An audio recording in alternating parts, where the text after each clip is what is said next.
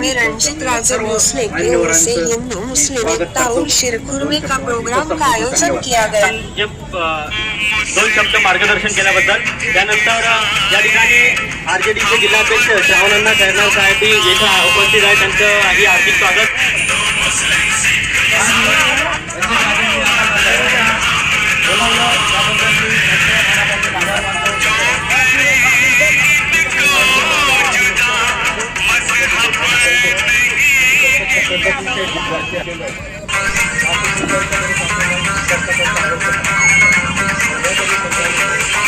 अस्सलाम वालेकुम अस्सलाम ईद का है यारो ये बयान पवित्र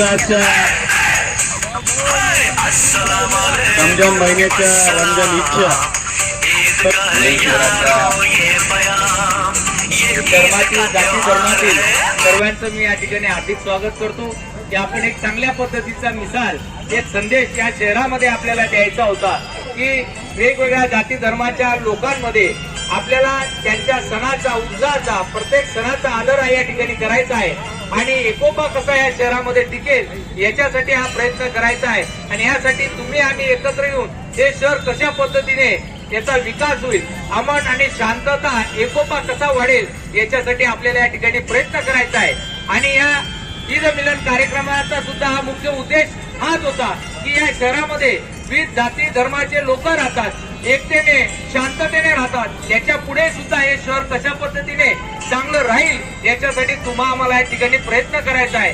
मला अभिमान आहे की हिंदू मुस्लिम दलित बौद्ध शीख ईसाई असतील, आदिवासी असेल, ओबीसी असेल, मराठा समाज असेल, हा सर्व समाज एकत्रितपणे या शहराच्या विकासासाठी एकी आणि शांततेसाठी प्रयत्नशील आहे।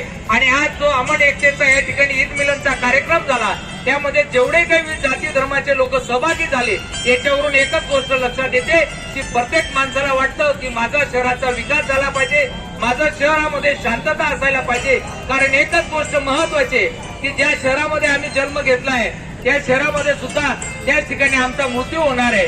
जर खरंच जगणार सुद्धा इथं आणि मरणार सुद्धा इथं असू तर हे शहर सुद्धा कसं असायला पाहिजे, हे शहर सोडून आपण जाऊ शकत नाही। म्हणून प्रत्येकाने प्रयत्न करायला पाहिजे की या शहरामध्ये शांतता आणि एकोपा राहावा, हाच उद्देश या ठिकाणी ईद मिलनचा होता। या निमित्ताने आलेल्या सर्व प्रमुख पदाधिकाऱ्यांचं, सहकाऱ्यांचं, सामाजिक कार्यकर्त्यांचं, राजकीय क्षेत्रातील मंडळींचं मी या ठिकाणी हार्दिक स्वागत करतो। धन्यवाद। जय हिंद, जय महाराष्ट्र। या ठिकाणी धुळे शहरामध्ये ईद मिलनचा कार्यक्रम ठेवण्यात आलेला होता। या कार्यक्रमाचाच मुख्य उद्देश असा होता की या धुळे शहरामध्ये विविध जाती धर्माचे लोक राहतात आणि सर्वांनी एकोपाने राहावं, शांततेने राहावं, या शहराच्या विकासासाठी सर्वांनी प्रयत्नशील करावं यासाठी या ईद मिलनचा कार्यक्रमाचं आयोजन करण्यात आलं होतं। याचा मुख्य उद्देश आहे की या शहराचा एकोपा शांतता वाढीला लागायला पाहिजे, एकमेकाच्या जाती धर्माच्या सण उत्सवामध्ये आपण सहभागी झालो पाहिजे, एकमेकांच्या संस्कृतीचा आपण आदर करायला पाहिजे, या मुख्य उद्देशाने या कार्यक्रमाचं आयोजन करण्यात आलं होतं। या ठिकाणी विविध जाती धर्मातील, समाजातील विविध सामाजिक संघटना आणि त्यांचे प्रतिनिधी या ठिकाणी सहभागी झालं, त्यांचं मी मनापासून या ठिकाणी हार्दिक स्वागत करतो।